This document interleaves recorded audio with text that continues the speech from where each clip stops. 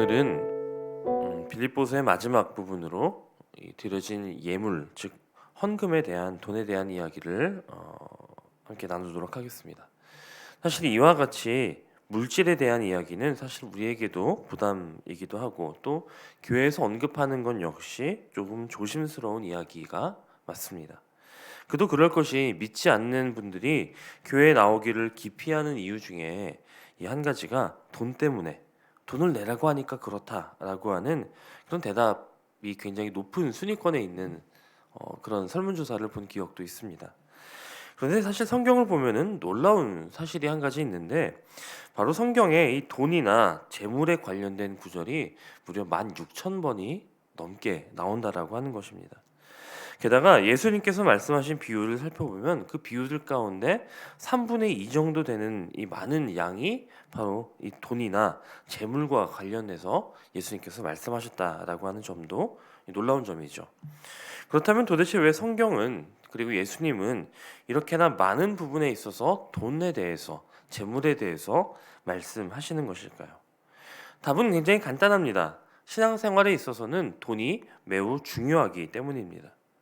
이 말은 돈이 있어야 신앙생활을 잘할 수 있다라고 하는 뜻이 아니라 돈에 대해서 올바로 알아야, 올바로 이해해야 신앙생활을 잘 할 수 있다라고 하는 뜻입니다.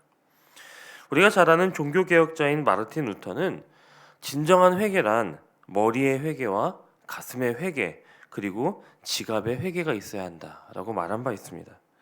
여기 머리의 회개라고 하는 것은 지적인 변화입니다. 그래서 복음과 진리를 내가 깨닫고 이해하는 것, 그것이 머리의 변화입니다. 머리의 회개입니다. 가슴의 회개란 내 안에 사랑의 마음을 회복하고 정의의 마음을 회복하는 것이 이 가슴의 회개입니다. 그리고 지갑의 회개란 돈을 모으고 사용하는 과정에서 일생을 살아가는 삶의 과정에서 하나님의 뜻에 맞는 태도와 자세를 가지고 돈을 벌고 하나님의 뜻에 맞게 돈을 사용하는 것, 이것이 지갑의 회개입니다. 더군다나 우리 그리스도인들이 드리는 헌금은 단순한 물질의 문제가 아닙니다. 헌금은 우리의 물질보다 하나님이 우선이십니다라고 하는 우리의 신앙의 고백입니다. 그리고 또한 그렇게 우리가 드린 예물을 통해 하나님의 선한 사업이 이루어질 것을 기대하며 또 그 하나님의 뜻에 내가 동참하는 이것이 바로 헌금이죠. 그래서 우리는 헌금을 통해 한 사람의 신앙의 모습을 볼 수 있는 것입니다. 많고 적음의 문제가 아니라 그 금액이 어느 정도냐의 문제가 아니라 어떤 마음으로 드리고 또 드리는 가운데 어떤 고백이 있는가, 이것이 중요하다라고 하는 것이죠. 오늘 본문에서 바울은 자신의 복음 사역에 동참했던 이 빌립보 교인들의 헌금에 대해서 이야기하면서 그로 인해서 그가 받았던 감동에 대해 이야기합니다. 자, 그렇다면 바울을 감동시켰던 이 빌립보 교회 성도들의 헌금은 어떤 헌금이었는가를 살펴보도록 할 텐데, 먼저 빌립보 교인들이 드린 헌금은 바울의 괴로움에 참여하는 헌금이었다라고 바울은 이야기합니다. 바울이 복음을 전하며 또 교회를 세우며 전도 여행을 하는 그 과정은 결코 쉬운 여정은 아니었습니다.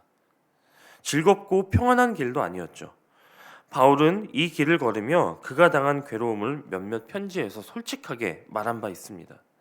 그는 배척당했고요, 붙잡혔고 재판을 수차례 당하고 매를 맞고 옥에 갇히고 심지어 돌에 맞고 그처럼 죽을 뻔한 여정이 많았다라는 것을 이 괴로움의 여정에 대해서 많은 기록을 남겼습니다.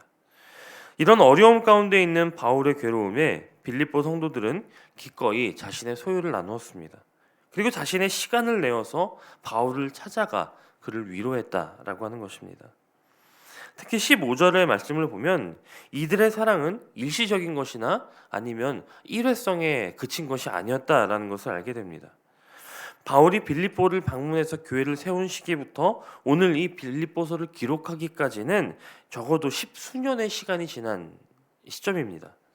그 시간 동안, 십수년의 시간 동안 빌립보 교회는 변함없는 사랑으로 바울의 사역을 섬기며 그렇게 하나님의 일에 동참했다라고 하는 것이죠. 그런데 이 빌립보 교회라고 해서 늘 그렇게 여유가 있거나 아니면 평안하기 때문에 그들의 쓸 것이 넉넉하고 그들이 남은 것을 나눠주기에 충분하기 때문에 바울의 사역에 그와 같이 동참하고 이렇게 헌금한 것이 아니었다라고 하는 것을 우리는 기억해야 합니다.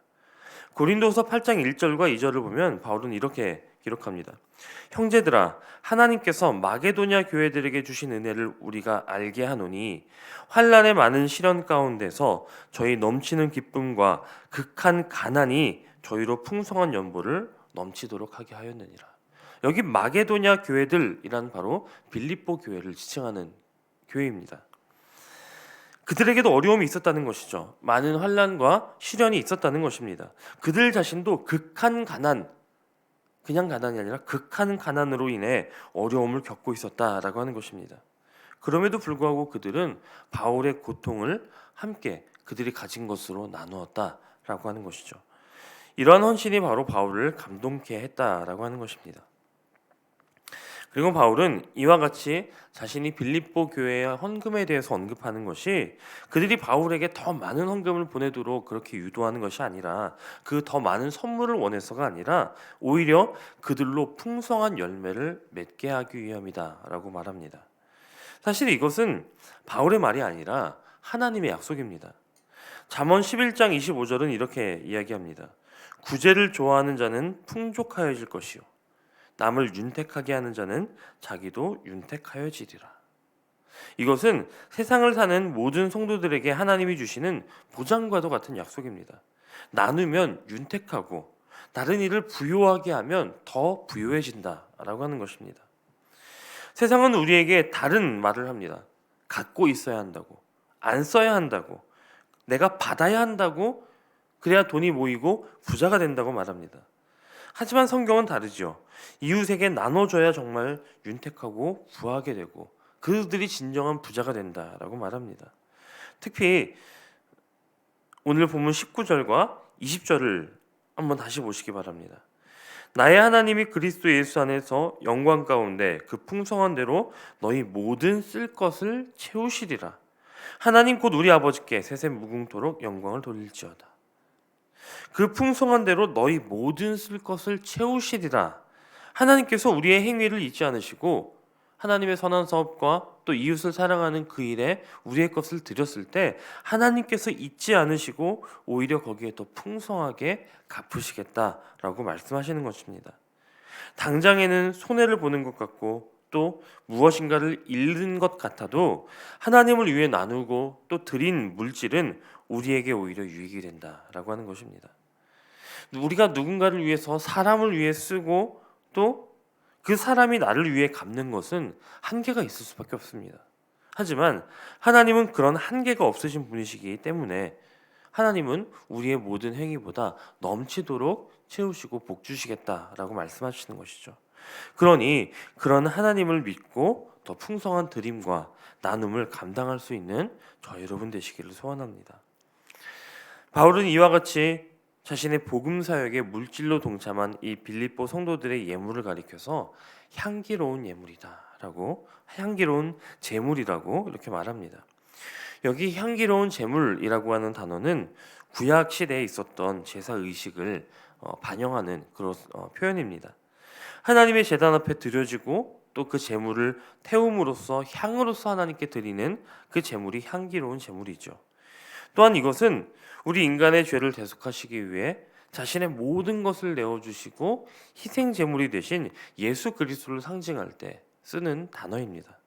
그리고 또한 이것은 하나님을 향한 성도들의 헌신적인 삶을 상징하는 표현이기도 합니다. 여기 제물이라고 하는 단어를 영어로 표기하면요, sacrifice, 즉 희생이라고 되어 있습니다. 제물은, 하나님께 드리는 제물은 곧 희생입니다. 희생이 무엇입니까? 우리가 하나님을 위하여 우리의 것을 포기하는 것, 그 희생이 곧 하나님이 기뻐 받으시는 제물이라는 것입니다. 우리가 하나님을 위해서 내가 사용할 시간을 포기하고 내가 사용할 물질을 내어드리고 내가 소중히 여기는 것을 포기하고 내어드리는 그 희생이 하나님께서 기뻐 받으시는 향기로운 제물이라는 것이죠. 더 나아가서 나의 삶을 드릴 때 하나님은 이러한 것들을 기뻐 받으시는 향기로운 제물로 여겨주시고 그렇게 받으신 그 예물을 통해, 그 제물을 통해 하나님은 더욱더 크고 놀라운 일을 우리에게 행하십니다. 그 대표적인 희생이 바로 앞서 말씀드린 것 같이 예수님의 희생이죠. 예수님의 경우를 생각해 보시기 바랍니다. 그 몸과 피와 생명을 희생하셨을 때, 희생 제물로 향기로운 제물로 드렸을 때 하나님은 그 희생의 제사를 통해 온 세상을 구원하는 더 놀랍고 풍성한 역사를 이루셨습니다. 오늘 본문 속에 빌립보 교회의 교인들이 이 바울의 사역을 돕기 위해 드린 헌신 역시 그러했습니다. 그들이 바울에게 얼마의 헌금을 주었는지, 얼마나 자주 그랬는지, 그것을 자신들이 가진 것을 얼마나 나누었는지는 알 수 없으나 그들이 어려운 상황에서도 바울의 사역을 위해 드린 그 헌금은 단지 바울 한 사람을 위해 드려진 것이 아니라, 바울을 기쁘게 하기 위해서 드려진 것이 아니라 하나님의 선한 사업을 위해 드린 향기로운 제물이 되었다는 것입니다. 바울이 그 금액을 언급하지 않고 그 횟수를 언급하지 않은 것은 그 금액이 많고 적음의 문제가 아니라, 그 수의 많고 적음의 문제가 아니라 그들이 이 하나님의 선한 사업에 동참했다라고 하는 것을 강조하는 것입니다. 그리고 하나님은 그들이 드린 그 제물을 통하여 이 땅에 또 하나의 교회를 세우시고 바울을 통해 복음이 더욱더 전파되게 하시고 그 교회를 통해 세워진 그 교회를 통해 세상을 변화시키는 방법으로 이 땅을 변화시키고 역사하셨고, 또 지금 우리에게까지 그 은혜와 그 열매가 흘러 넘쳐 들어오는 그 놀라운 일을 하나님은 이루셨다는 것입니다. 오늘 우리가 드린 예물 역시 마찬가지일 것입니다. 우리가 매 주일마다 또 매 시간마다 하나님 앞에 마음을 담아 드리는 그 예물은요, 분명히 우리가 알지 못하는 곳에서, 우리가 계산하지 못하고 기대하지 못하는 그곳에서 크고 놀라운 열매도 나타나게 될 것입니다. 분명 우리가 가진 물질, 또 우리가 가진 돈은요, 가치 있는 것이죠. 귀중한 것입니다. 하지만 그 가치 있는 것을 더 가치 있게 만드는 것은 그것을 어떻게 쓰는가에 달려 있다는 것을 기억하시기 바랍니다. 하나님이 우리에게 주신 물질, 또 은사, 그리고 특별히 오늘 이 한날의 시간을 가지고 하나님을 위한 향기로운 제물로 드리게 될 때, 하나님은 그런 우리의 희생, 또 그런 우리의 헌신을 통해서 우리가 기대하지 못하고 상상도 하지 못했던 크고 놀라운 역사들을 이루실 것입니다. 그리고 그 가운데 우리는 하나님이 약속해 주신 그 풍성한 은혜를 누리게 될 줄로 믿습니다. 오늘 그와 같은 하나님의 역사를 풍성히 경험하는 저와 여러분이 되시기를 주님의 이름으로 간절히 축원합니다.